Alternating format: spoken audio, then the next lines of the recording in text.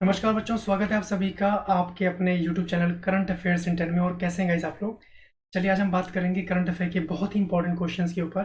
Guys जैसे कि आप लोग जानते हैं कि यार डेली बेसिस पे बहुत सारे करंट अफेयर के पॉइंट बनते हैं, बट फिर भी कहीं ना कहीं हम लोग मात्र 10 मिनट में प्रयास करेंगे बहुत ही इंपॉर्टेंट सेगमेंट को कवर करने के लिए जो हमारे अपकमिंग एग्जाम में देखने को बन सकते हैं। उससे पहले गाइज थोड़ा सा इंट्रोडक्शन मेरे बारे में। My name is Naveen Sharma and I am having more than 6 year experience in competitive exam, जिसमें मैंने बहुत सारे बच्चों को ट्रेन किया है गाइज, और बहुत अच्छे रिजल्ट दिए हैं अभी तक कंपटीशन एग्जाम में। और बहुत बच्चे अपने डिजायर पोस्ट पे सेलेक्ट हैं, तो उम्मीद करेंगे आपका रिजल्ट भी अच्छा बनना चाहिए। और गाइज आप लोग एसएससी एग्जाम क्वेस्ट यानी current affairs in 10, mathematics in 10, SSC exam 10 और रीजनिंग 10, ये भी अनअकैडमी के यूट्यूब चैनल है, आप इनको भी फॉलो कर सकते हैं। तो मात्र 10 मिनट में बहुत सारी चीज़ों को आप लोग जान सकते हैं और रिवीजन पर्पज के लिए बहुत ही इंपॉर्टेंट हो जाता है।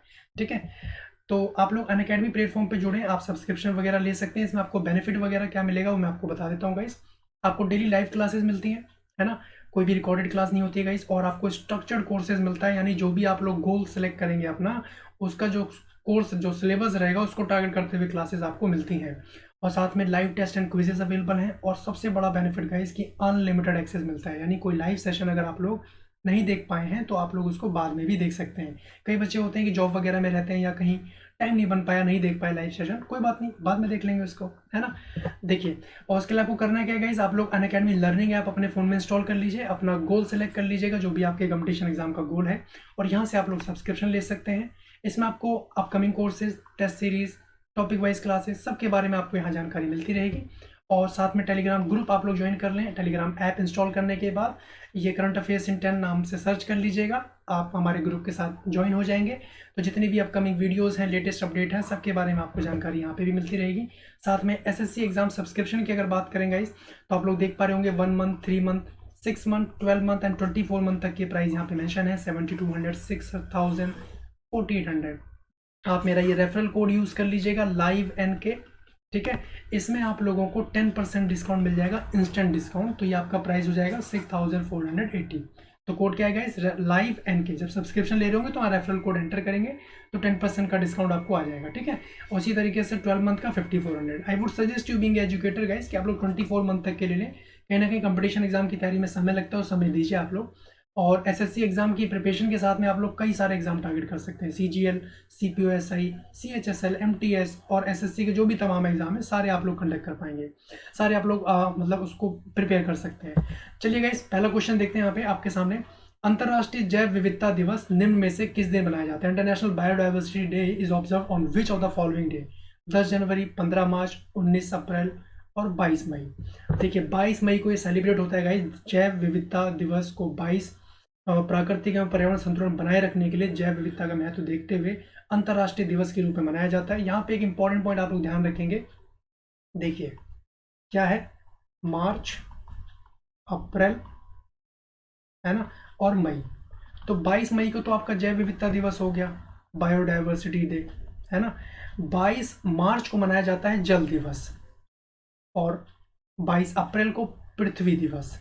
ये साथ में नोट कर लीजिएगा, तीनों डेट कई बार एग्जाम में देखने को बनती हैं। 22 मार्च, 22 अप्रैल, 22 मई, याद रह जाएगा। चलिए नेक्स्ट देखते हैं। आरबीआई ने हाल ही में रिजर्व रेपो रेट 3.75% से घटाकर कितने प्रतिशत कर दिया? RBI has recently reduce the reserve repo rate from 3.75% to what percentage? तो गाइस कितना कर दिया गया है आपको बता दें, इसके अंदर 3.35% इन्होंने कर दिया है। ठीक है, तो D would be your right answer. अब ये रिजर्व रेपो रेट क्या होता है गाइस, जैसे मान लीजिए ये आरबीआई है ना, और ये कोई बैंक है, मान लो पीएनबी बैंक है, तो आरबीआई ने जो इसको पैसा दिया शॉर्ट टर्म के लिए वो कहलाएगा रेपो रेट, और पीएनबी कुछ पैसा इसके पास जमा करेगी कुछ परसेंट पे, वो होता है रिजर्व रेपो रेट, है ना। कंसेप्ट को समझेंगे जब हम लोग टॉपिक कर रहे होंगे, बट अभी हल्का सा आप आइडिया लगा के रखें कि रिजर्व रेपो रेट कहते हैं किसको है। तो 3.75 कर दिया, इससे क्या होगा, लिक्विडिटी ज़्यादा हो जाएगी मार्केट में, तो जो पैसों की जो समस्या बन रही है कहीं ना कहीं उसको छुटकारा मिलेगा इससे, है ना। नेक्स्ट देखते हैं। आरबीआई ने 22 मई 2020 को रेपो रेट, अभी देखिए रिजर्व रेपो रेट आपने जाना, अब रेपो रेट में कितने फीसदी की कटौती करी गई है इसमें, तो आपको बता देंगे जिसके अंदर 0.4% की कटौती करी है ना। तो अब पहले कितना था रेपो रेट, 4.4%, अब कितना हो गया 4%। अभी जैसे कि मैंने आपको बताया कि आरबीआई जो बैंक को देगा, पीएनबी मान लो बैंक है, तो इसको आरबीआई ने जो दिया ये रेपो रेट है। ठीक है जी, रेपो रेट। और जो पीएनबी अपना पैसा यहाँ जमा करवाएगा वो रिजर्व रेपो रेट। क्लियर है। चलिए नेक्स्ट देखते हैं। हाल ही में किस आईटीआई ने अनुसंधानकर्ताओं ने अल्जाइमर की वजह से थोड़े समय के लिए जाने वाली याददाश्त को रोकने या कम करने हेतु नए तरीके विकसित करने का दावा किया है? Which IIT researchers have recently claimed to have developed new ways to prevent और reduce the short term memory loss caused by Alzheimer, है ना। तो देखिए गाइस, ये आईआईटी गुवाहाटी ने दावा किया है। अल्जाइमर एक मस्तिष्क से संबंधित बीमारी है, आप लोग जान रहे होंगे, जिसमें व्यक्ति की याददाश्त कहीं ना कहीं वो भूलने लगता है चीज़ों को, ठीक है। तो आईआईटी गुवाहाटी ने ये कारनामा किया, आप ध्यान रखेंगे, आईआईटी गुवाहाटी, ठीक है। नेक्स्ट देखते हैं।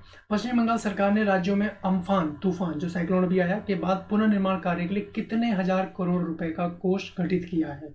ठीक है, तो कितने हजार करोड़ का कोष गठित किया है? 1000 करोड़ का कोष इन्होंने यहाँ पे गठित किया। ध्यान रखेंगे, ये अम्फान तूफान, ये नाम किसने दिया, ये नाम किसने दिया, मैंने एक सेशन में आप लोगों को बताया था, आप लोग कमेंट करके बताइएगा गाइस, ठीक है। कमेंट करके बताएंगे कि अम्फान तूफान नाम किसने दिया है। चलिए नेक्स्ट देखते हैं।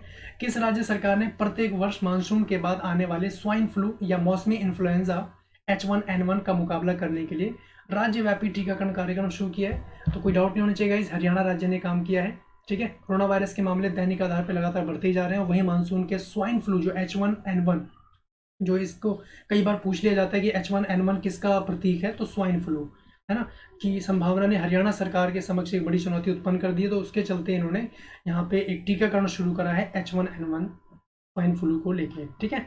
चलिए नेक्स्ट देखते हैं। अमेरिकी सीनेट ने किस देश की कंपनियों को स्टॉक एक्सचेंज से हटाने का विधेयक पारित किया है? The US senate has passed a bill to remove companies from which country from the stock exchange. तो किस कंट्री को हटाने के लिए बात कही गई? चाइना को हटाने के लिए बात कही है ना। सीनेट ने सर्वसम्मति से इस विधेयक को मंजूरी दे दी है। सीनेट का मतलब समझेगा, जैसे भारत में राज्यसभा है ना, उच्च सदन है, उसी तरीके से अमेरिका में सीनेट है, ठीक है। जैसे यहाँ पे राज्यसभा, वहाँ पे सीनेट। अब यहाँ तो हम लोग पार्लियामेंट कह रहे होते हैं, वहाँ पे उनकी पार्लियामेंट को कांग्रेस के नाम से जाना जा रहा है, ठीक है। चलिए चाइना रहेगा, ध्यान रखिएगा इसके बारे में गाइस। चलिए नेक्स्ट देखते हैं। हाल ही में नाबार्ड के अध्यक्ष नियुक्त किए गए हैं, बहुत important question guys. Who has recently appointed as the new chairman of NABARD, है ना, बहुत इंपॉर्टेंट प्रश्नों में से एक हो सकता है guys. Govinda Rajulu Chintala, she would be right answer. इनको अपॉइंट किया गया है नाबार्ड, है ना। मैंने आपको बताया था नाबार्ड 6th पंचवर्षीय योजना में 5 ईयर प्लान में ये इस्टेब्लिश किया गया था, 6ठी पंचवर्षीय योजना जो आई थी, ठीक है। और आज की डेट में अब जो इसके अध्यक्ष बना दिए गए हैं वो है गोविंदा राजलू चिंटला, ये इसका आंसर रहेगा, ध्यान रखिएगा इसके बारे में, ठीक है। अंतर्राष्ट्रीय चाय दिवस निम्न में से किस दिन मनाया जाता है? 21 मई, 15 जनवरी, 27 मार्च, 12 अप्रैल। International tea day is celebrated on which of the following days? तो गाइज ये 21 मई को सेलिब्रेट होता है, ध्यान रखिएगा।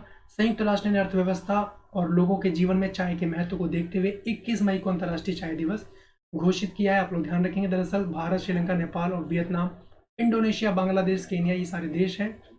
यहाँ पे 2005 से 15 दिसंबर को अंतर्राष्ट्रीय चाय दिवस मनाया जा रहा है यहाँ पे, ठीक है। लेकिन अब कब मनाया गया गाइस? 21 मई को, ध्यान रखिएगा, ठीक है। अगला देखते हैं। विमानन मंत्रालय ने लॉकडाउन के बीच किस तारीख से 1/3 घरेलू उड़ानों को फिर से शुरू करने की घोषणा करी है? तो ये 25 मई से शुरू कर दी इन्होंने। 25 मई से घरेलू जो डोमेस्टिक एयरलाइंस हैं वो अब रन करेंगी यहाँ पे।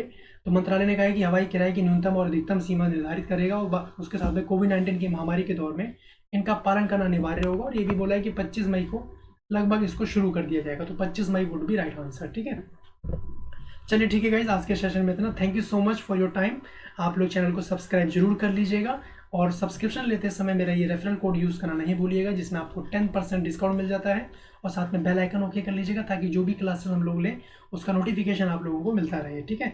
और टेलीग्राम ग्रुप ज्वाइन कर लीजिएगा और यूट्यूब पे कमेंट करना नहीं भूलिएगा, जो मैं आपको डेली बेसिस पे जो मैं एक छोटा सा होमवर्क देता हूँ उसको जरूर कीजिएगा आप लोग, ठीक है। चलिए नेक्स्ट सेशन में मिलते हैं, तब तक के लिए बहुत बहुत धन्यवाद guys. Have a nice day. जय हिंद।